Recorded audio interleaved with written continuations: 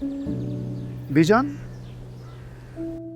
قدسیہ کو برہان بہت پسند آیا، رشتے کی بات کرنا چاہ رہی ہے۔ ہمارا برہان ہے ہی اتنا پیارا، کسی کا بھی منظور نظر ہو سکتا ہے۔ خالہ جان، میں یہ نہیں کہہ رہی کہ عمار میں کوئی کمی ہے یا وہ فریال کے لائق نہیں ہے۔ عمار آپ کا پوتا ہے، بختیار بھائی کی اکلوتی اولاد ہے، پھر سب سے بڑھ کے میری بہن کا بیٹا ہے۔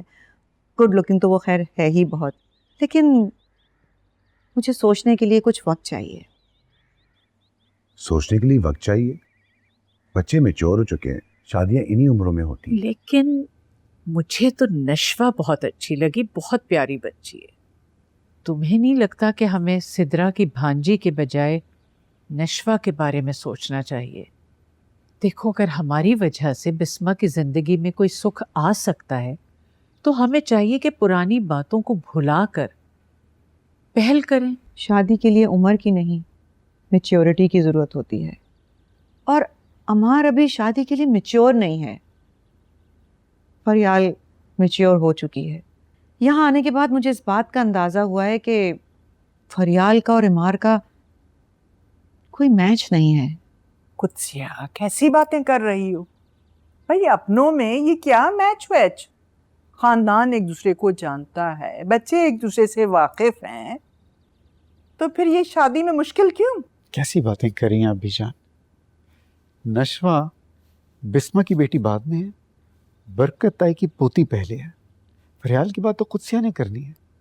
نشوہ کے لیے پورا برکت ویلا کھڑا ہو جائے گا، نہیں دیں گے آپ کو کبھی وہ رشتہ، پھر کیا کریں گے آپ؟ ابھی تو بچے ایک دوسرے سے ملے ہیں، خالی ایک دوسرے کو سمجھنے کے لیے، ان کے دماغ ملنے کے لیے ان کو کچھ ٹائم تو دیجیے، مجھے تھوڑا سا وقت دیجیے سوچنے کے لیے۔ کیا کہانی لے کے بیٹھ گئی ہو تم قدسیہ؟ ارے بھائی، یہ دماغ ملنا کیا ہوتا ہے؟ میاں بیوی ہوتے ہیں، جب ایک دفعہ شادی ہو جاتی ہے، زندگی کے جھمیلے سر پہ پڑتے ہیں نا، تو دماغ سیدھا ہو جاتا ہے۔ خالہ جان، آج کل کے بچے شادی کو جھمیلا نہیں سمجھتے، نہ ہی وہ یہ سوچتے ہیں کہ شادی کے بعد ایک دوسرے کے دماغ ٹھیک کر دیں گے۔ آج کل کے بچے بہت میچور ہیں، انہیں پتا ہے کہ ان کو اپنی شادی کیسے چلانی ہے، خوشیاں کیسے حاصل کرنی ہے۔ قدسیہ، لگتا ہے پردیس میں رہ کر تم اپنے روایات، طور طریقے سب بھول چکی ہو۔ بھائی، یہ تمہاری آزادی اور آزادی والی سوچ تمہیں لے بیٹھے گی، اس لیے میں کہہ رہی ہوں بیٹی کی شادی کر دو۔ بیٹا، تم جذباتی ہو کر سوچ رہے ہو۔ خیر، یہ سب باتیں تو ابھی قبل از وقت ہیں۔ میں یہ کہوں گی کہ تم قدسیہ کو کوئی جھوٹی امید مت دلانا۔ میں نے اس کو جھوٹی امید کیوں دلوانی ہے؟ آپ نے تو خود دیکھ لیا کہ ان میں اتنی اچھی انڈرسٹینڈنگ ہے۔ ہر انڈرسٹینڈنگ کا مطلب شادی نہیں ہوا کرتا۔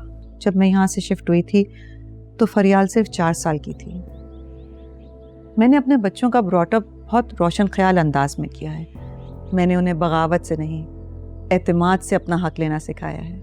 میں نہیں چاہتی کہ آپ کی ایسی باتوں کی وجہ سے میرے بچے اپنے گھر والوں سے دور ہو جائیں۔